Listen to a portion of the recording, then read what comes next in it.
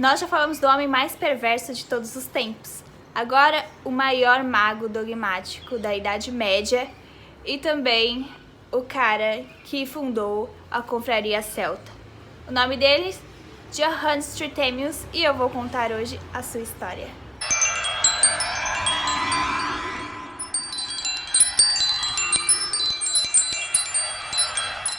Depois de fazer o vídeo sobre ocultismo, depois Aleister Crowley, eu queria falar da Ordem Hermética do Amanhecer, Golden Dawn.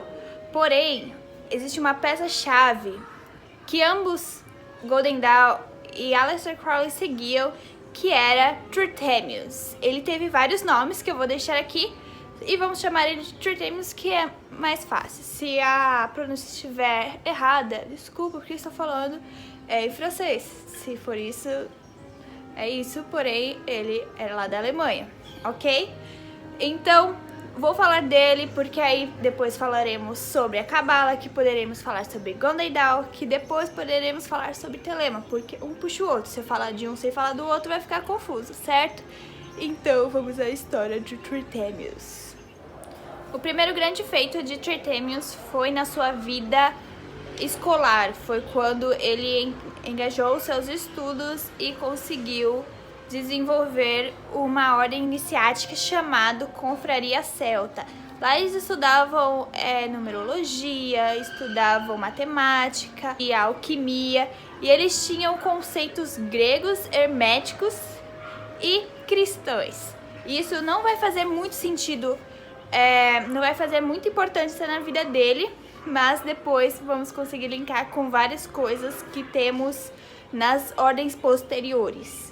Por incrível que pareça, nós conseguimos ouvir Trithemius e lembrar do ocultista, o mago, porém ele sempre foi conhecido como abade, sim, uma das nomenclaturas da hierarquia católica. E como isso aconteceu?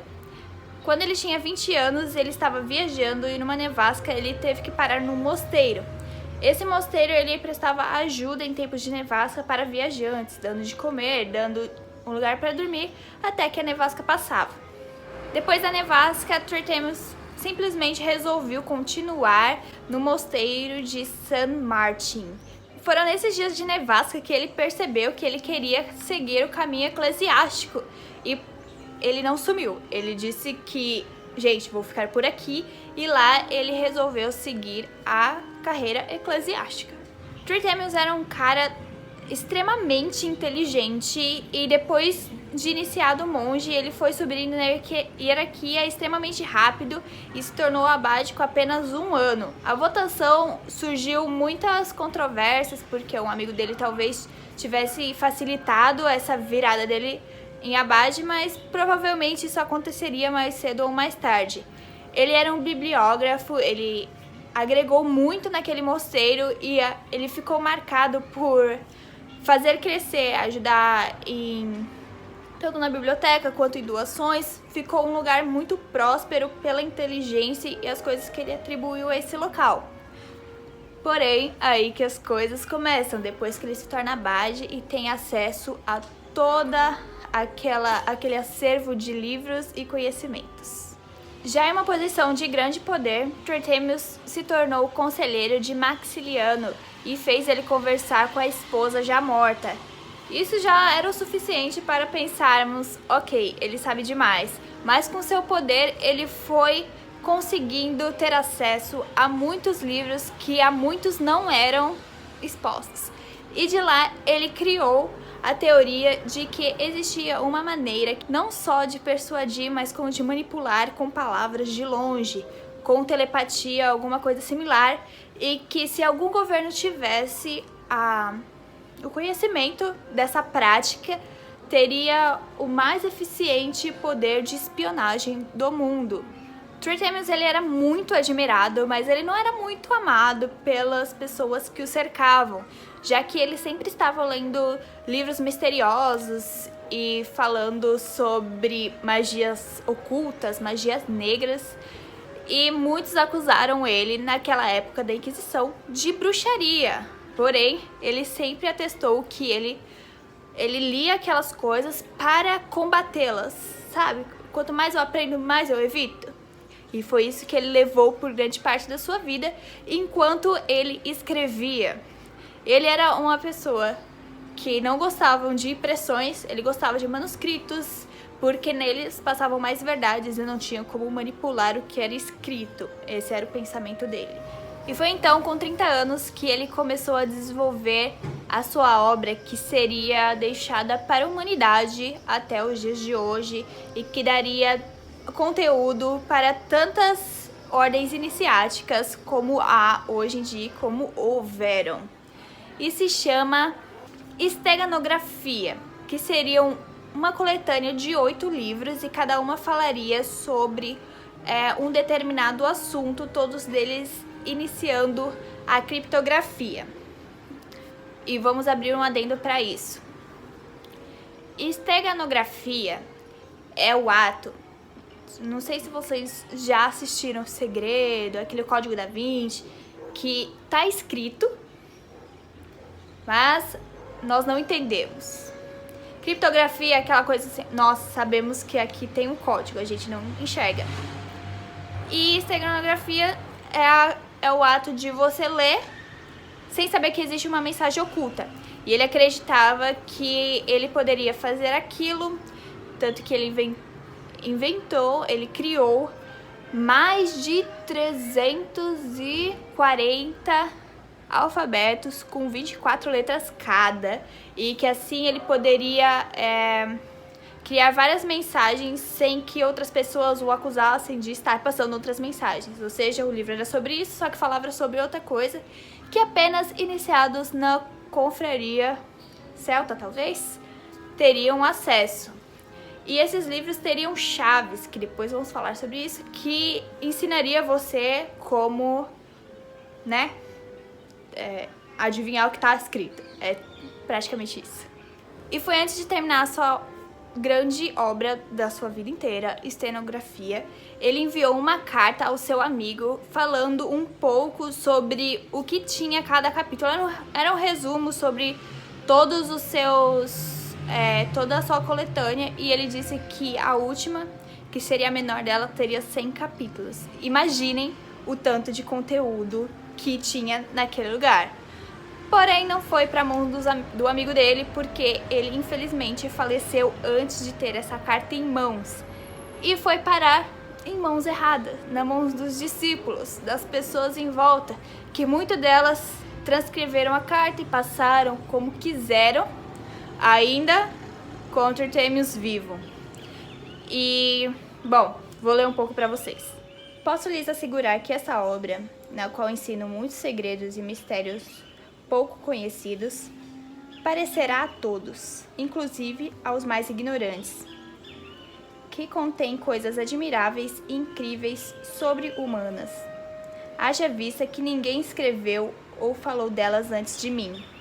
Para um bom entendedor ou para um bom mal-intencionado, meia palavra basta, e foi o que precisou para que ele fosse denominado um bruxo, um mago.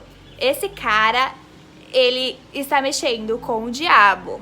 E foi assim que se espalhou, porque como assim telepatia, escritas ocultas, tem alguma coisa de errado. Então, foi lá ele e teve essa resposta. Não fiz nada que fosse extraordinário, e contudo corre o rumor de que sou um mago.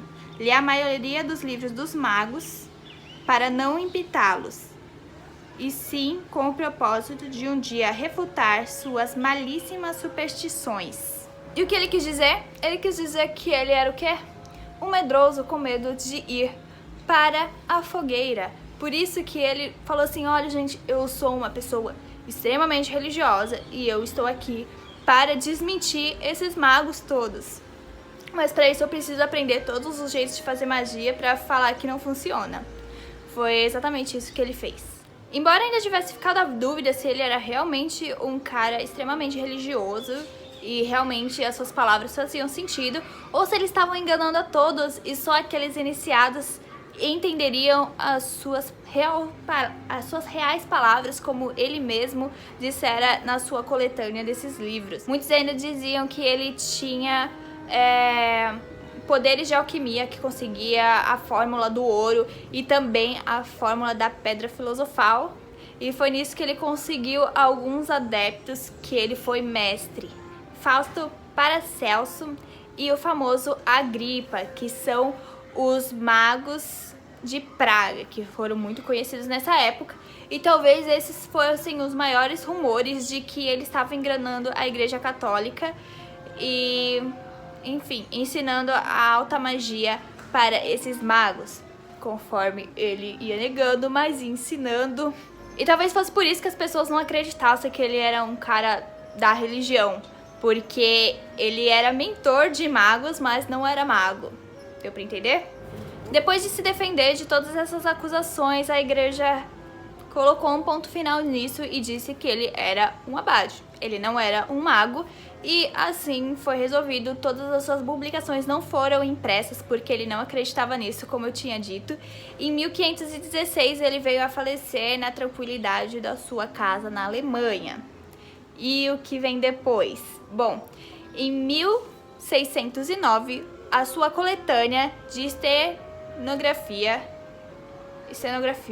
foi publicado e vetado. Sim, foram vetados os 8 livros na Inquisição, porque é muito perigoso essa coletânea, ela é criptografada, ou seja, vou jogar isso aqui, ele disse já que os iniciados entenderam, o povo normal não entender.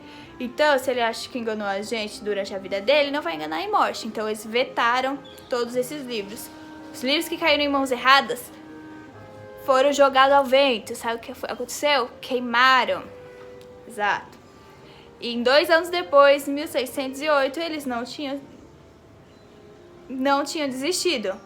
Porque um compilado de textos falando sobre poligrafia, o alfabeto negro, foi publicado e também foi, a maioria, perdido. Dizem que os livros de esteganografia todos foram perdidos, os que apareceram eram falsos. Dizem ainda que foi salvo 3 dos 8 e um temos ainda na cidade de origem dele, lá reservado, o manuscrito oficial. Ele ainda fala que ele queria substituir a Goécia, que vamos falar sobre Goécia, pela magia natural. Ele fala que existe muito mais na criação divina, que existem segredos como Salomão, o grande bruxo e seus grimórios, que também vamos falar. Ele também fala da cabala original, antes de ser a cabala judaica. Então ainda temos muito conteúdo. Você gosta desse tipo de conteúdo? Você gosta o quê? Deixa aqui nos comentários, já deixa o seu like pra eu saber que gostou. E que vamos entrar nesse mundo que abrange vários mundos nesse canal. Então, se você gostou, é isso. E nos vemos no próximo vídeo. Merry meet you again!